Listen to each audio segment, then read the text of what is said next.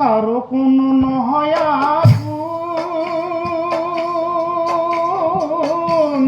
স্বামী মোর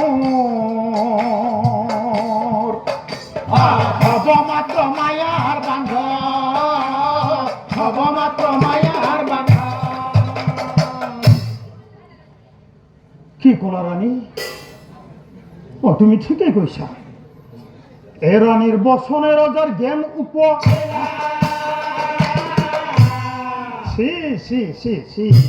মুখেরে কি কলু বুলি মুখেরে কি কলু বুলি হয় আজি কালি কৰি পাছে কতদিন যায়। আৰু সেইফালে ক্ৰমে ক্ৰমে মালিনীৰ যৌৱন আহি ক্রমে ক্রমে মালিনীর যৌবন আহি কন্যা দেখি নরপতির চিন্তা বাঢ়ি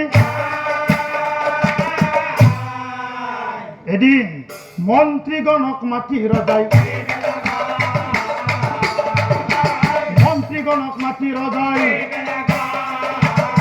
মন্ত্রীসকল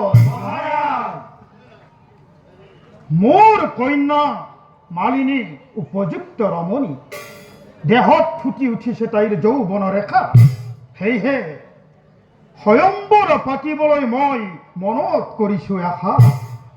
কিন্তু তোমালোকে মোক এতিয়া এটা কাম কৰি দিয়া। শুনা শুনা, ভাই এখন সাজি দিয়া সম্পূৰ্ণ। আৰু কি কৰিবা জানা?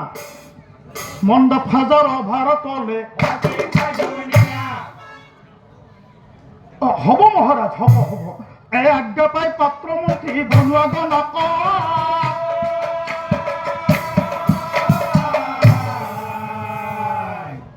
এ ধুমধামকৈ কৰে কাম, ধুমধামকৈ কৰে কাম। এই খব দেখি পাছে মালিনী সুন্দৰী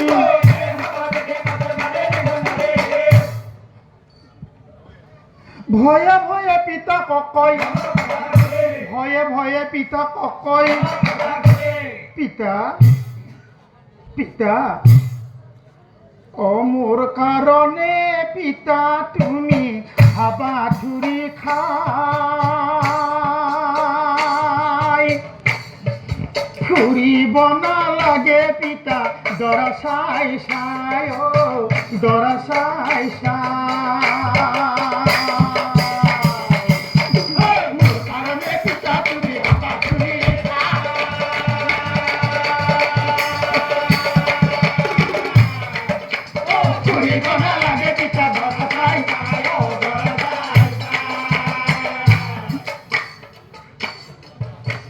সৰুৰ পৰা পিতা মই মন দিছো ঠাই,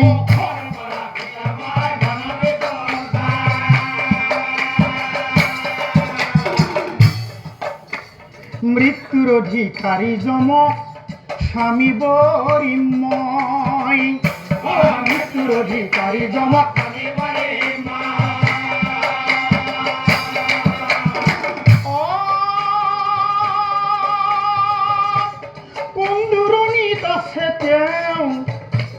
নাজানো মই নাজানো,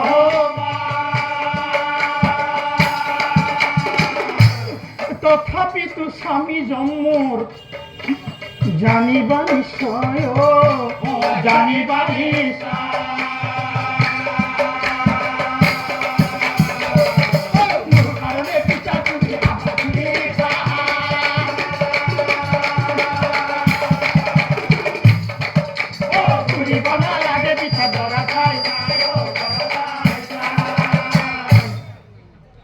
কি কলি এ ৰাণীৰ মুখত শুনি ইয়াতে কব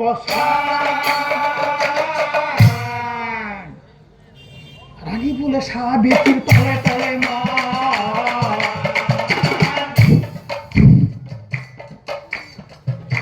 এ রানী বলে সাবেকির তলে তলে বেটি নিজে বাৰু মৰা নাই দে, তই মৰাও দেখা নাই। নিউ নিউ কৈ থাকে জমে যাকে ছিদ্ৰ জমৰ কথা শুনি কতই ভয়তে পলাই চাহ বেটিৰ মৰখা জমত টকাই যায় চাহ বেটিৰ মৰখা জমত টকাই যায় কন্যাই বোলে আই মোক বাধা নকৰিবা জমে মোৰ স্বামী হ'ব জমে মোৰ স্বামী হ'ব এই কথা ৰজা ৰাজ্যত প্ৰচাৰ হৈ